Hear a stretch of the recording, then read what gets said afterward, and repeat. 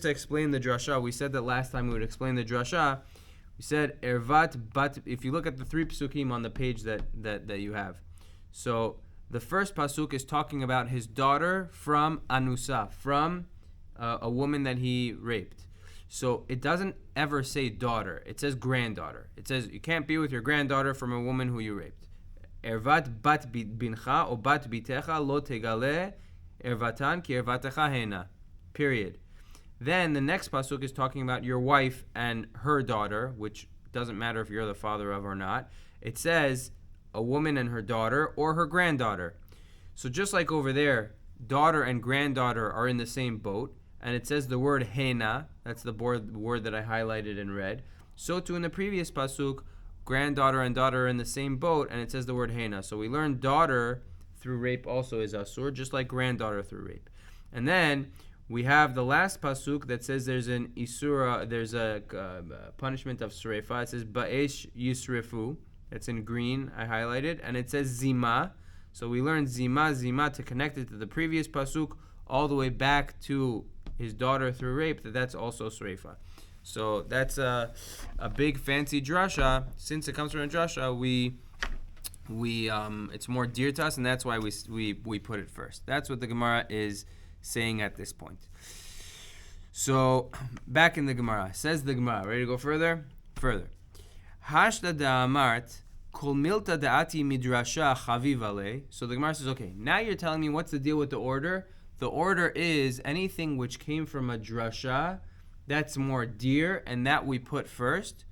So litni la'achot isha lebesof. So if that's the case, achot isha, his wife's sister, number 12, should really be number 15. It should be last. Because that you need the least drasha to get to. That's the most explicit. Like we're going to see in the next Amud tomorrow, that's the most explicit one. We're learning everything else as a drasha from there. So if you're telling me things that come from a drasha come first, then this one should be last. So the Gemara again has a problem with the order. If you're telling me the order is, we went through a few things. We said, okay, if you're telling me the order is, it goes by which punishment is most severe, there's something off. If you're telling me the order is, we go by the ones that came from a drasha are more dear, so also there's something off. Then this one should be last. So the Gemara says, no, I have an explanation. Since we're talking about, if you look at, if you have this list, you have the list in front of you that I printed out, the colorful list. So I kind of color-coded it by different colors. Red is his daughter. There's different groupings in the Mishnah. Daughter, granddaughter, right? Daughter, son's daughter, daughter's daughter, Boker Tov, right? Those are all I have in red. Wife's daughter, wife's granddaughter from her son, wife's granddaughter from her daughter, those are all in blue. Wife's mother, wife's mother's mother, wife's father's mother, those are all in pink or purple. Then the orange is all sisters, all sister type relatives. So the Gemara says, since we're dealing with sisters, we're dealing with sister type relatives. I'll move this over. Since we're dealing with sister type relatives, so we included that. Really, you're right. It should be last in the list, but since we're dealing with, we're at the part of the list that we're talking about sisters, so we included that. So the Gemara says, Vilitni alahai bava levesof. So if you're going in order of what comes from a drasha is more special, so this is the most explicit thing, it should be last. The whole grouping of sisters should be last. So the Gemara says, Ella, now we're up to the final answer. Again, the agenda was, we're trying to figure out what's with the order. In what order did we write the list of ladies in the Mishnah? So the Gemara says, Ella, Tana, Korve Nakat. The Tana went in order of Korve, went in order of closest relative to most distant relative.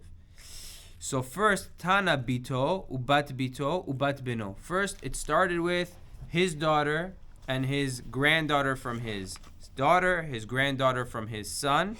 De Krove Atzmo. They're his own blood relatives. It's his own lineage. His daughter and his daughter's daughter. Those are the closest relatives on the list to him.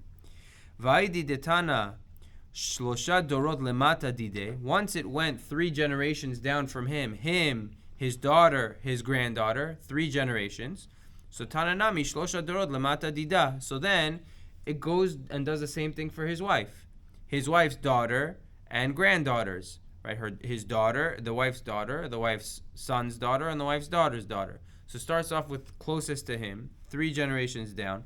Then a woman who he marries, same thing, her daughter and granddaughters, 3 generations down from her. Vaidi detana shlosha dorot lemata dida, and then once we say 3 generations under the wife, so tana shlosha dorot lemala dida. Then we go 3 generations above her, his wife's mother and his wife's grandmother from her father and grandmother from her mother. Right? We don't go generations above him because his mother is not going to be allowed to do yibum. His mother is not going to be not going to be allowed to do yibum, not going to be allowed to marry the brother. So it's just not a case that's shayach in yibum. So now we're up to 9, right? The first 3 are his, right? Him, it's his daughter, his and 2 of his granddaughters. Then the next 3 are his wife's daughter and 2 of her granddaughters, right? Her son's daughter, her daughter's daughter. Then it's his wife's mother and mother's mother, father's mother. So that's 9. So after that, Vitana achoto va'achot imo. Then it says his sister, if he has a sister from his mother, or his mother's sister, right? Dekrove atzmo, that those are relatives of himself. And va'aidi da'ari be'isur achva, once we're talking about isurim of brotherhood, meaning we're talking about his siblings and mother's siblings, so tana achot ishto, it also mentions his wife's sister, which is not his blood relative like his own sister or his mother's sister, but it's a relative that falls under this category of siblings. It's his wife's siblings. Uvdinhu delikadme lekalato mekame eshet achiv shelo haya ba'olamo. But it should have made it that kalato, daughter-in-law, should be before eshet achiv shelo haya ba'olamo, should be before the case where the brother is not born yet, when it's time for yibum. Delo mishum kurvahu, because that isur is not because the brother married anyone that's related to him. It's because he wasn't born at the right time to be able to do yibum. So delo mishum kurvahu de'asira, that's not because of any relationship that the wife has with the brother that there's no yibum allowed. Ella, rather, aidi de'ari be'isur achva tana ishto tana eshet achiv shelo haya ba'olamo v'hadar tani kalato. Though since it's talking about brotherhood, it says eshet achiv shelo haya ba'olamo because that's also your brother's wife, and then it says kalato. So the order of the Mishnah is like this, right? The color coding. So you have the first 3. You have bito, bat beno, his own relatives. Then it goes to his wife. Bat ishto, bat bena, bat bita, her relatives. Then chamoto, em chamiv, her relatives going up. Then achoto meimo, his sister, his mother's sister, then his wife's sister, and eshet achiv meimo, his basically has a brother that he shares a mother with, his wife marries the other brother. These are all sibling type relatives, and even though it's not an isur of an erva of a sibling, but it fits in with the sibling category, so we put it in next, and then kalato, daughter-in-law, is last. So that's the order of the Mishnah. Okay, now we got the order. Great. So says the Gemara further. So umay irya detana potrot litni osrot. So the Mishnah said there are 15 women that are poter their co-wives from yibum and chalitza, from chalitza and yibum. So why does it say they're poter? It should say they're oser, because it's not just that they're patur from yibum, they're not allowed to do yibum. There's an isur. Again, anytime a brother's wife is an erva, even after the brother dies, unless there's a mitzvah of yibum. So when there's no mitzvah of yibum, there's an isur for the person to marry his brother's ex-wife, even though his brother is not alive anymore. So the Gemara asks, "Umay iri detani potrot lidni osrot." So the Gemara explains, "Itana osrot hava amina asur leyabim." If it would have said osrot, I would have thought it's asur to do yibum. Aval michlatz chaltza, but I would think that maybe you could do chalitza. Therefore, it doesn't say osrot. Kamash malat. That no, it comes to teach us that they're patur and there's no yibum or chalitza. So the Gemara says, what do you mean? Velidni asura lachlot. It could have just said it's asur to do yibum or chalitza. Could have just said both of them. If it said asur lachlot, you wouldn't know yibum. No, both, meaning both. Whatever it said in the Mishnah, it says 15 women are potrot tzarotein v'tzarot tzarotein from chalitza and yibum. It should say osrot tzarotein v'tzarot tzarotein to do chalitza and yibum. So the Gemara says, well, 1 second. My ka'avid, what isur is he doing if he does chalitza? If the guy does chalitza, again, chalitza is when the brother doesn't want to do yibum, he does chalitza. Chalitza is like cutting her off. She takes off the shoe and spits. We're going to learn the whole process of chalitza later. But the Gemara says, what isur is he doing? If you can't say it's asur to do chalitza. What's the isur? Well, you could do it precautionary. What's the isur? So the Gemara says, no, there is an isur. Alam alo. Why shouldn't it be asur? Imata omer choletzet mityavemet. People will see that there's chalitza. They might come to do yibum. So it's asur to do chalitza. So back to the question, why are we saying 15 women are poter their co-wives from doing yibum and chalitza? It should say these 15 women, it's asur to do yibum to their co-wives or chalitza to their co-wives. So that's the question that we're handling. So the Gemara says, no, you know why it doesn't say asur? Kevan dimkom mitzvah hu da'asira tzara v'shelo bimkom mitzvah sharia. Your daughter's co-wife is only asur when she's married to your brother. But if someone's daughter marries some random guy, not his brother, his daughter married, some guy from, a different country, and there's also a co-wife, that co-wife doesn't become asur to you. It's only the co-wife of the daughter who married your brother. Meaning, the Gemara is saying it's only in a place of yibum that the daughter's co-wife is going to have an isur. But if there's no yibum, if it's not your brother that's married to your daughter, even though someone may be married to your daughter and to someone else, that other lady doesn't become asur to you just because she shares a husband with your daughter. So wait, if you do chalitza, then that other wife sar should be mutter to you then? In which case? What are you talking about? A case where the sar is married to your brother, to that person's brother. Yeah. So if you do chalitza, then she's just a regular it's like once the there's no yibum or chalitza at all.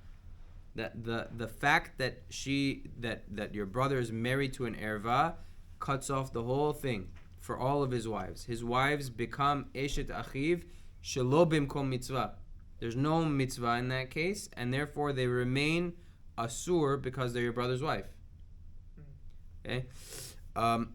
So the Gemara basically mishum hachi tani potrot, meaning in simple words, what the Gemara is saying is, if it would have said 15 women, they make their tsarot and tsarot asur, I would have thought it has nothing to do with yibum. I would have thought anyone who shares a husband with my daughter or with my sister or whatever, I can't marry that woman anymore. So if some random guy, Ruvain, marries my daughter and he also has another wife, Chana, and then he dies, so I would think, it says that 15 women make their co-wives asur. I might think that my daughter's co-wife is asur. But it's not true. It's only in a place of yibum. So that's why it said potrot, they make it patur from yibum. It didn't say osrot, because I would have thought perhaps that even in a place where there's no yibum, where it's just some random guy who married two women, one of them is an erva to me, the other one should be asur. That's what I would have thought, but it's not true. Okay, umay iriya detani mina chalitza u mina yibum, litni mina yibum lechudei. The Gemara says, why are we saying from chalitza and yibum? just say they're pater from Yibum. These 15 women make their co-wives piturot from Yibum. So the Gemara says, Itani mina Yibum, hava amina michlat chalza. If it would have said they're pater from Yibum, I might have thought that, yeah, they're piturot from Yibum, but they should still do chalitza. So it's coming to teach us, Alma michlat chalza, Yivumi lo miyabma. I might think that they would do chalitza, but not Yibum. Kamash malan, it comes to teach us, Kol ha'oleh le'yibum, oleh le'chalitza.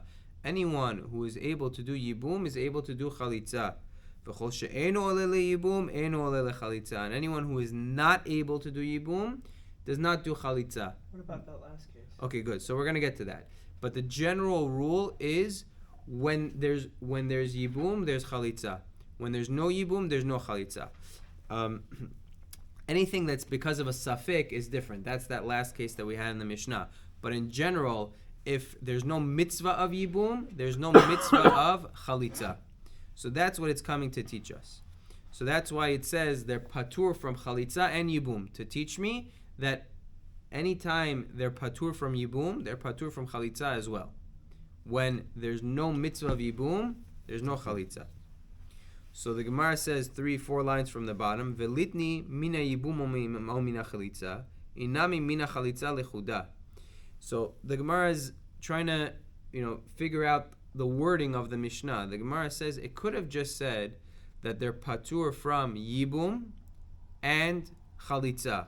Or it could have just said they're patur from chalitza. Why does it say they're patur from chalitza and Yibum? Question is, why does it say both, and why does it say it in that order with chalitza first? So says the Gemara, Abba Shaul hi. Our Mishnah is going like the opinion of Abba Shaul. Da'amar, mitzvat chalitza kodemet le mitzvat Yibum. Abba Shaul says mitzvat chalitza comes first before mitzvat Yibum. Meaning, if you read the psukim in the Torah, it sounds like Yibum is really the way to go. That's the main mitzvah. If the guy says, no, I don't want to do it, I don't want to do Yibum, it sounds like, we're not happy with that. It sounds like Chalitza is option number 2 that we're not happy with. It sounds like Chalitza is like a b'diavad, cop-out. But Abba Shaul says, no. Nowadays, mitzvat Yibum is first. And more on this, Be'ezrat Hashem, later. Abba Shaul is going to come up again and again in the Masechet. But this is where the minhag of Ashkenazim come from, that they don't do Yibum nowadays. Already for many, many years, the Rama writes down, the Ashkenazim, we don't do Yibum. Sfaradim don't go with this. We'll, Be'ezrat Hashem, get more into it later when we come across Abba Shaul's full statement. So now the Gemara asks, Minyana dereisha lemu'utemai u'minyana desefa lemu'utemai. So this was Morty's question from yesterday. We know how to count, right? The Gemara listed 15 women. Okay? So why does it need to have this introduction that, there are 15 women that are poter, they're tzaras, and tzaras from Yibum, they're co-wives. Well, why do you need to tell me the number? I could count 15. And then at the end also, we reiterated and said, and these 15 women. So the rule is, anytime there's a number, it's coming to teach me this is it, no more. 15, cap it. So the Gemara says, what are these numbers coming to exclude? They must be coming to exclude other cases. So for this, we have a sheet. We're going to need a... Okay, pass one back. This is just a little bit helpful. I couldn't find those pictures from the thing, but we'll use this. So, Lemu'ute de Rav v'de Rav Asi. It's coming to exclude the case of Rav and Rav Asi. So, what are the cases of Rav and Rav Asi? The Gemara here doesn't explain, but Rashi fills us in. If you look at Rav, that's picture number 1. So it's Tsarat Sota. Rav says the co-wife of a Sota is Asura. So what's the co-wife of a Sota? You have 2 brothers, Reuven and Shimon. Reuven is married to 2 women, Rachel and Chana. Rachel was unfaithful to Reuven. So the halacha is Reuven is not allowed to be with her anymore. She's Asura on Reuven, and because she's Asura on Reuven, she's going to be Asura on all of his brothers also, because he has to divorce her, and none of the brothers would be able to marry her. But Reuven doesn't do that. He keeps her. So in that case, Rav says if Reuven dies, there's no Yibum. He holds Tsarat Sota Asura. That's Rav's case. So the Gemara says one of the numbers is coming to exclude this, to exclude Rav, to show that we don't go like Rav. And it's only 15, not this case. Not Tsarat Sota. And Rav Asi also. Rav Asi says Tsarat Ailonit. So if you have, again, Reuven and Shimon are brothers. Reuven is married to two women. One of them is Rachel. She's an Ailonit. She's a woman that cannot have children. But Reuven keeps her around. And Reuven dies. So there's no mitzvah of Yibum. We learn from a drasha. We're going to get into these cases in more detail later on. But the point is, these two cases... There's no mitzvah for the Ionit and the Sota, or for the Saras of the Ionit and Sota? Neither one of them. Rav says Tsarat Sota, there's no Yibum. And Rav Asi says also Tsarat Ailonit, there's no Yibum. For all the wives and co-wives? Correct. So the Gemara says the reason we say a number is to say only these 15 on the list, not like Rav and not like Rav Asi that are adding the case of Tsarat Sota, the co-wife of a Sota, and the co-wife of an Ailonit. So according to Gemara, those are could do Yibum?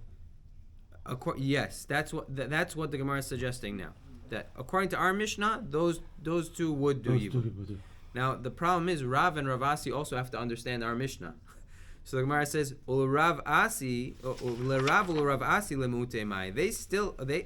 How are they going to understand our Mishnah? What's it coming to exclude according to them? But they have a problem. How do they have 15? If it's 15. Good. So we're going to get to that. Good. Beautiful. They have another problem too. How do they fit it in with if it says 15? Right. So Isavir lehu lahadadi. If Rav and Rav Asi they hold of each other, so chad lemute tzarat mima'enet. One is coming to exclude the co-wife of a mima'enet. So this case is number 3 on the list. So, I mean, if look at number 3. Reuven and Shimon are brothers. Reuven married, he has a few wives. One of them is a yetomak tana. She can do yibum. She could do miyun. She could just walk out on the thing. So Reuven dies, and this yetomak tana, she does miyun. She walks out on Shimon.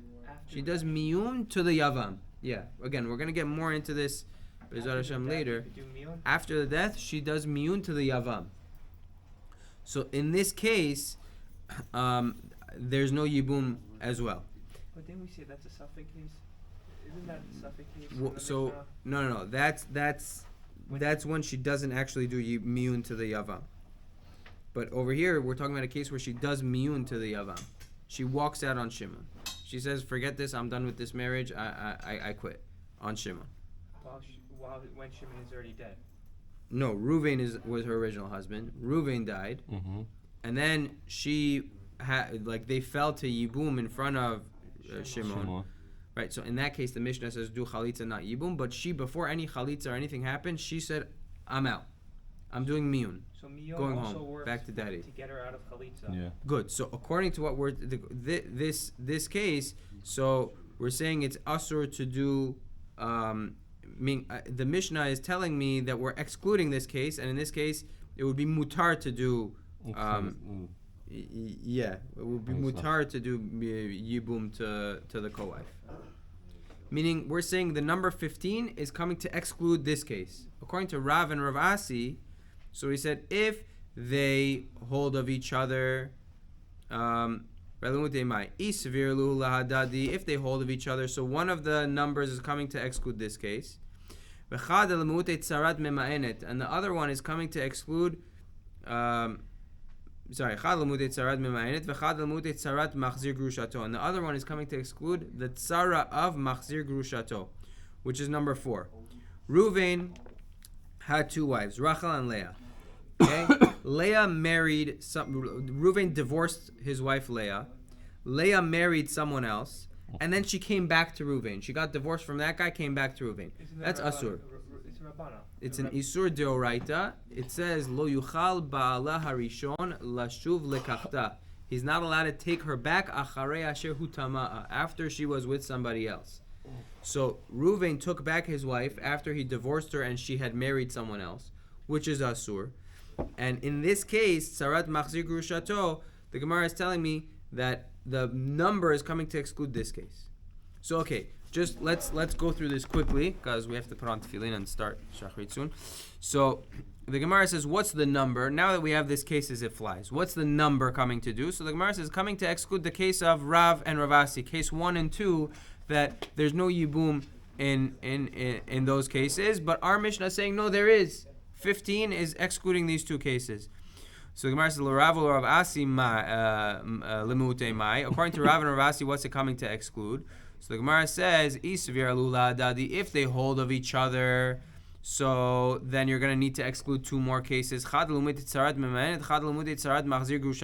is coming to exclude, one number is, the number in the beginning is coming to exclude number 3, and the other number is coming to exclude number 4. If they don't hold of each other, so one is coming to exclude the chavre, its friend, meaning Rav Asi would be coming to exclude number 1, and Rav would be coming to exclude number 2. They would be coming to exclude each other's cases. And the other one would coming to exclude either number 3 or number 4. Yeah. But we're making it that each number is going to exclude something. So now the Gemara asks your question, L'Rav u'Rav Asi litninhu. Why don't we teach it according to Rav and Rav Asi? Why don't we teach it in the Mishnah? If there's no yibum by tzarat sota and tzarat ailonit, it should be listed as among the 15.